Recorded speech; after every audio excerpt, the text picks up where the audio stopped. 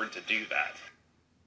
What do you mean they couldn't afford to do that? They couldn't afford the match, right? So, like, you mentioned some match, and if you're a small business that does, I don't know, $3 million a year, you aren't currently obligated to provide health care, for instance, or things you're not. So what about the mandate you're giving them? You're increasing their expenses significantly. I don't know if you are or if you aren't, because you're also reducing the taxes and fees that they would otherwise be paying down to zero.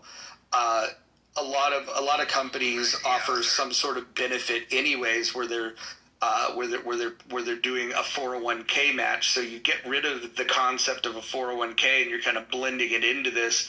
And so instead of the traditional cap of matching at 4%, you're eliminating all of their other taxes and fees. And if the employee chooses to go above 4%, up to a maximum of 15%, then the employer would match it. I would love to see a business model in which they wouldn't be able to afford. What do you do with the Uber drivers and the shared whatchamacallit economy, the shared economy? Yeah, I think if you're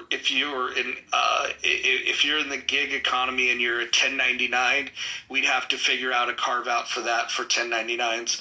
I put this together in the last 20 minutes, so I'll have to think about 1099s and how they would be.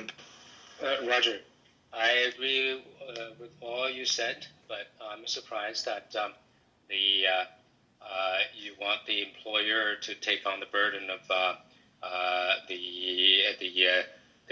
for the retirement plan for the employee. Why not just let the employee do their own things and just let the employers concentrate on making money? I think what we're accommodating here, I'm not saying it's a perfect plan. I'm proposing this as a thought experiment because it would offset the money that corporations are already paying in taxes and invest in their employees. Now, I can understand all of your criticism, and I would probably agree with it. I'm just offering this up as a thought experiment.